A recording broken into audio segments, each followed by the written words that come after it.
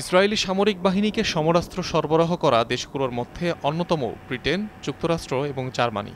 সম্প্রতি ব্রিটিশ গণমাধ্যম চ্যানেল 4 ইসরায়েলে অস্ত্র সরবরাহ সংক্রান্ত বিশেষ প্রতিবেদন প্রকাশ করে, যাতে বলা হয় গাজায় আগ্রাসন এবং গণহত্যা সত্ত্বেও চলতি বছর ইসরায়েলে সবচেয়ে বেশি সমরাস্ত্র রফতানি করেছে ব্রিটেন। এর মধ্যে গেল 9 মাসে ব্রিটেন থেকে 1 মিলিয়ন পাউন্ড সমমূল্যে শুধুমাত্র গুলি আমদানি করেছে ইসরায়েল, যা দেশটির গেল 3 বছরের মোট আমদানির দ্বিগুণ। চলতি বছর শুধু জুন মাসে ব্রিটেন থেকে 4 লাখ পাউন্ডের অস্ত্র আমদানি করেছে ইসরায়েল, এক মাসের অস্ত্র আমদানির হিসাবে, যা গেল 3 বছরের মধ্যে সর্বোচ্চ। এর মধ্যে গেল মাসে ব্রিটেন থেকে সর্বোচ্চ মূল্যের সমরাস্ত্র এসেছে ইসরায়েলি বাহিনীর হাতে। প্রতিবেদনে বলা হয়, সেপ্টেম্বরে যে অস্ত্র পেয়েছে তেল আবিব তার দাম 3 লাখ পাউন্ডের বেশি। অন্যদিকে আগস্টে কেনা হয় 1.5 লাখ পাউন্ডের অস্ত্র।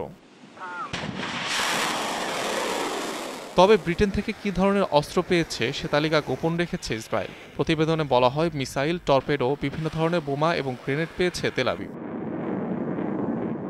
গাজায় ইসরায়েলি আগ্রাসনের প্রতিবাদে সোচ্চার ব্রিটেনের রাজনীতিক, সামাজিক সংগঠন সহ দেশটির সাধারণ মানুষও। ফলে এই ইস্যুতে চাপ বাড়ছে ব্রিটিশ সরকারের ওপর। এ অবস্থায় গেল বছরে সেপ্টেম্বরে দেশটির 29টি সমরাস্ত্র প্রতিষ্ঠানের লাইসেন্স বাতিল করে লন্ডন। অনিক রহমান, যমুনা নিউজ।